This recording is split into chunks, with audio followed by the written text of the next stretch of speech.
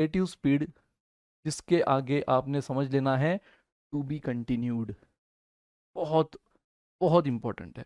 Advance में तो भर भर के यूज होता है रिलेटिव स्पीड का कंसेप्ट, इसलिए आगे का पूरा सेशन उस पर जाएगा। ठीक है, अब तक आपने जो देखा वो बेसिक्स देखे, एक फाउंडेशन देखा। रिलेटिव स्पीड का भी फाउंडेशन अभी हम देख लेंगे। गाइस रिलेटिव स्पीड वैसे मैथ्स का कम फिजिक्स का ज्यादा कंसेप्ट है। याद करो 10 तक रिलेटिव स्पीड कब पिक्चर में आती थी, जब एक ऑब्जेक्ट मूव कर रहा है with respect to other moving object. मान लो मैं अगर रास्ते पे खड़ा हूं और एक ट्रक जिप निकल गई, एक कार जिप निकल गई, तो वो रिलेटिव स्पीड नहीं, मुझे वो कार की जो मैं खड़ा हूँ स्टैंडिंग हूँ, तो मुझे वो कार की जो स्पीड दिख रही है ना वो एक्चुअल दिख रही है। अगर वो 50 की स्पीड है तो 50 से जाते हुए दिख रही है। कोई 80 से गया तो वो और ज़्यादा तेज़ मुझे दिख रहा है, क्योंकि जब मैं स्टैंडिंग पोजीशन पे हूँ तो मुझे एक्चुअल स्पीड दिखती है। लेकिन मान लो मैं बाइक पे हूँ और अब कार मूव हो रही है, मैं भी मूव हो रहा हूँ और मेरे रिस्पेक्ट में कार भी मूव हो रही है, तो अब मुझे उसको उसकी या फिर उसको मेरी जो स्पीड महसूस होगी वो होती है रिलेटिव स्पीड। तो रिलेटिव स्पीड मतलब क्या guys, speed of one moving object with respect to other. ठीक है, तो मुझे उसकी या उसको मेरी जो स्पीड महसूस होती है जब हम दोनों मूव होते हैं तो उसको बोलते हैं रिलेटिव स्पीड। और रिलेटिव स्पीड जब आती है तो पिक्चर में दो बातें आती है।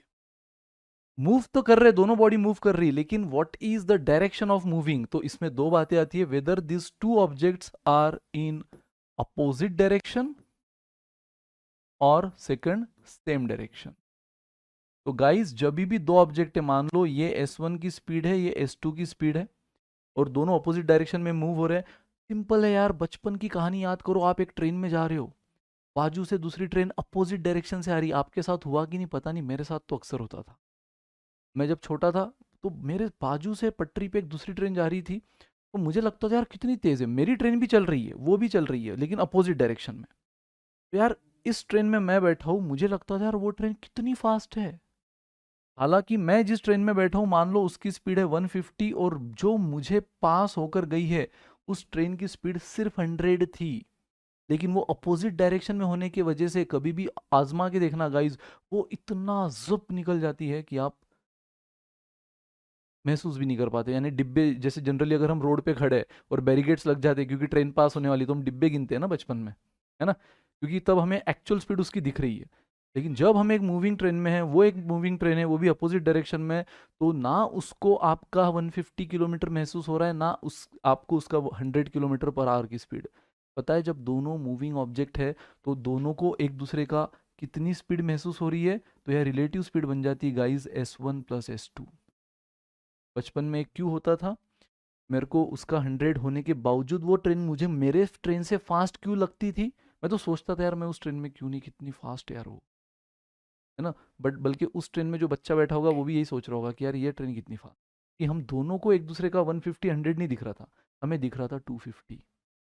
क्योंकि वेन एवर टू ऑब्जेक्ट, अब यहाँ से ये चीज याद रखना, whenever two objects are moving in opposite direction, तो what is the resultant speed of the situation, इस एंटायर सिचुएशन की रिजल्टेंट स्पीड क्या होती है, S1 + S2, दोनों स्पीड का एडिशन और अपोजिट डायरेक्शन। याद रखना मैंने कहा ना, अगले सेशन में जब ट्रेन लूंगा, ट्रेन के हर क्वेश्चन में, ऑलमोस्ट हर क्वेश्चन में ये कंसेप्ट काम आएगा।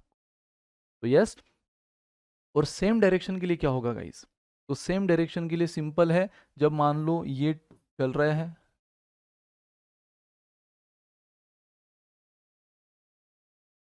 ये है 70 की स्पीड, ये है 50 की स्पीड।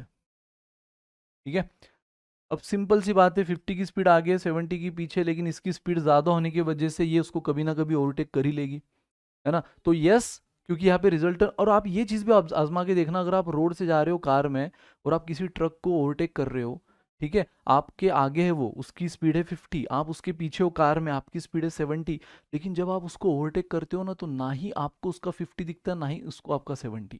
आप इतना आराम से वो ट्रक को ऑब्जर्व करके देखते हो कि भाई इस ट्रक का नंबर क्या है, कलर क्या है, चलाने वाले की दाढ़ी है, मूंछ है, कौन है, वो भी आपके व्हीकल में कितने लोग बैठे हैं, क्या सब ऑब्जर्व कर सकता है। क्योंकि अगेन 50 और 70 कम स्पीड नहीं है, लेकिन हमें एक दूसरे की एक्चुअल स्पीड दिख ही नहीं रही है, हमें यहाँ महसूस हो रही है रिलेटिव स्पीड। तो यस गाइज, यहाँ पे रिलेटिव स्पीड क्या हो जाता है, S1 - S2। ना ही 50 आपको दिख रहा है, ना ही 70 उसको दिख रहा है, आपको एक दोनों का क्या दिख रहा है, 20 किलोमीटर पर आवर का स्पीड। तो 100 बात की एक बात गाइस, ये तो मैंने आपको प्रैक्टिकली बताया कि आजमा के देखना है चीज़। जब सेम डायरेक्शन में किसी को ओवरटेक कर रहे हो तो एकदम आराम से होता है, जब अपोजिट डायरेक्शन में करते हो तो जप निकल जाता है। क्यों? क्योंकि अपोजिट में उस सिचुएशन की रिलेटिव स्पीड बन जाती है दोनों का एडिशन, इसलिए वो स्पीड ज़्यादा महसूस होती है, और सेम में माइनस, इसलिए वो कम महसूस होती है। तो वेनेवर, अब याद रखो, जब भी दो ऑब्जेक्ट एक दूसरे को क्रॉस करेंगे तो उसमें रिलेटिव स्पीड हमेशा क्या बनेगी? s1 plus s2 when both objects are moving in opposite direction, and s1 minus s2 when both objects are moving in same direction। समका? यस गाइज, एक दो क्वेश्चन देख लेते इस पे, और फिर भाई टेंशन नहीं लेने का है। मैंने कहा है रिलेटिव स्पीड, अगर आपको यहाँ से हल्का सा क्लैरिटी भी आई होगी ना, तो नेक्स्ट सेशन जो 26 को होने वाला है उसमें पूरा कॉन्फिडेंस आ जाएगा। Come on guys.